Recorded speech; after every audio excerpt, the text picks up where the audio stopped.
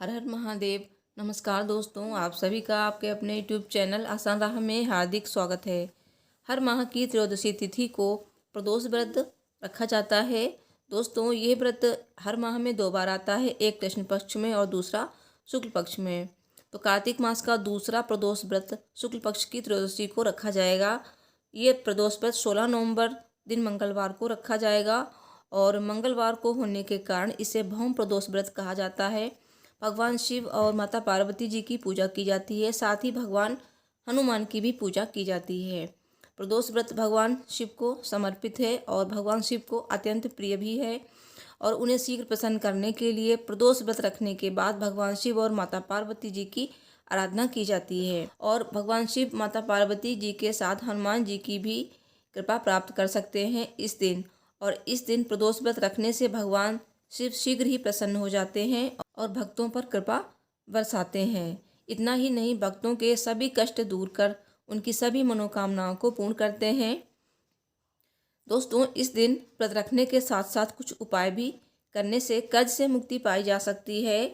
आज की वीडियो में हम जानेंगे भौम प्रदोष व्रत की पूजा विधि, शुभ मुहूर्त और महा उपाय जिससे हमें कर्ज से मुक्ति मिलेगी और भौम प्रदोष व्रत की कथा। दोस्तों, अगर आपको वीडियो पसंद आती है तो प्लीज़ वीडियो को लाइक कीजिएगा, साथ ही कमेंट बॉक्स में ओम नमः शिवाय अवश्य लिखिएगा। भगवान भोलेनाथ आपकी सभी मनोकामनाएं पूर्ण करेंगे।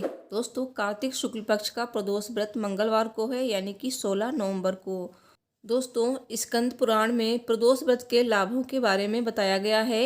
हिंदू शास्त्रों के अनुसार जो प्रदोष व्रत को पूरी ईमानदारी और पवित्रता के साथ करता है वो आसानी से भगवान शिव और माता पार्वती जी को प्रसन्न कर सकता है।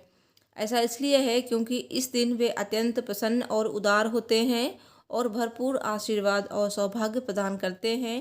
प्रदोष व्रत आध्यात्मिक उत्थान और सभी मनोकामनाओं को पूर्ति के लिए रखा जाता है।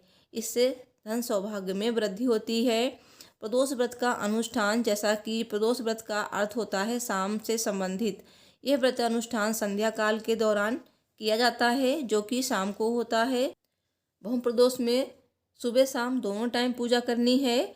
तो सूर्यास्त के पहले भक्त स्नान के बाद अनुष्ठान के लिए तैयार हो जाते हैं। देवी पार्वती, भगवान गणेश, भगवान कार्तिकेय और पवित्र नंदी के साथ भगवान शिव की पूजा की जाती है। एक चौकी लें, चौकी पर भगवान भोलेनाथ, भगवान कार्तिकेय, भगवान गणेश और माता पार्वती जी की मूर्ति स्थापित करें और पूजा स्थल को गंगा जल से शुद्ध करें।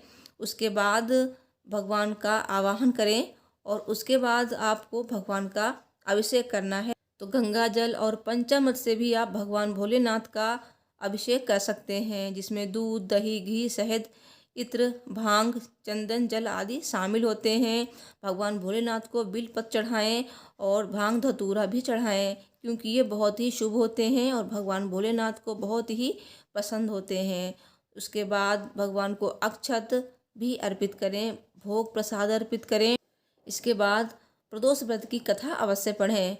भगवान भोलेनाथ के मंत्रों का जाप कर सकते हैं, महामृत्युंजय मंत्र का जाप कर सकते हैं।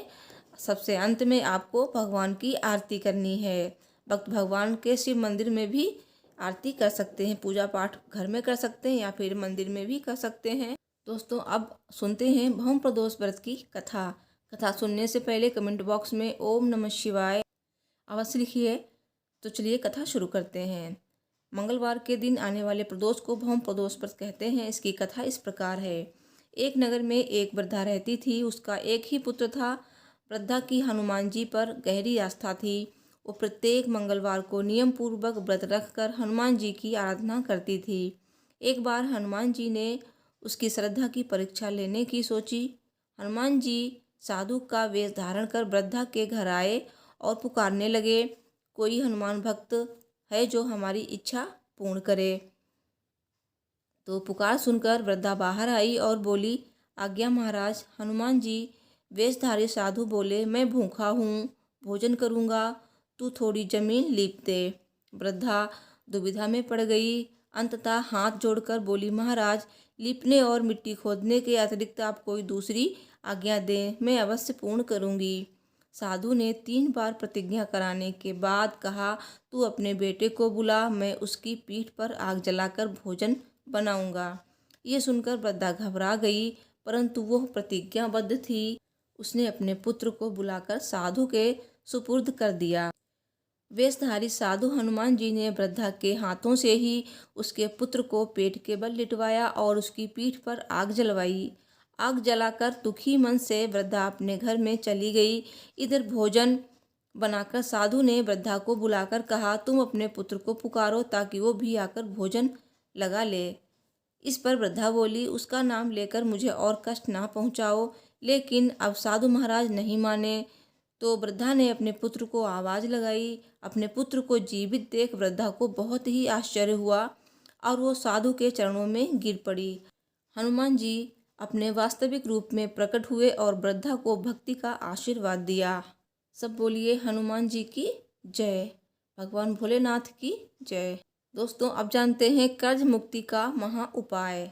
अगर आपके सिर पर कर्ज है और आप उससे छुटकारा पाना चाहते हैं तो भौम प्रदोष व्रत के दिन कर्ज मुक्ति के लिए हनुमान चालीसा का पाठ करना चाहिए। ऐसा करना लाभदायी होता है। कहते हैं कि इस दिन मंगल देव के 21 या 108 नाम का पाठ करने से कर्ज से जल्दी ही मुक्ति मिलती है। पूरा दिन व्रत रखकर शाम के समय हनुमान और भगवान भोलेनाथ की पूजा की जाती है। इससे कुंडली में उपस्थित मंगल दोष शांत होता है।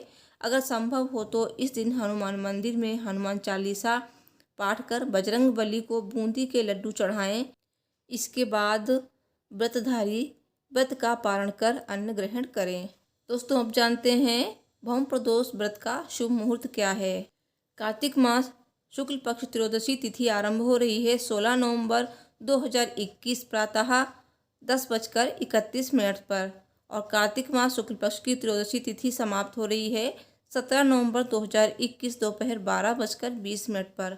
पूजन का शुभ मुहूर्त शाम 6:55 से लेकर 8:57 तक। प्रदोष व्रत का पूजन सदैव प्रदोष काल यानी सूर्यास्त के समय ही किया जाता है। तो दोस्तों, अगर आपको मेरी वीडियो पसंद आई है तो प्लीज़ लाइक शेयर कीजिए और मेरे चैनल को भी सब्सक्राइब कीजिए।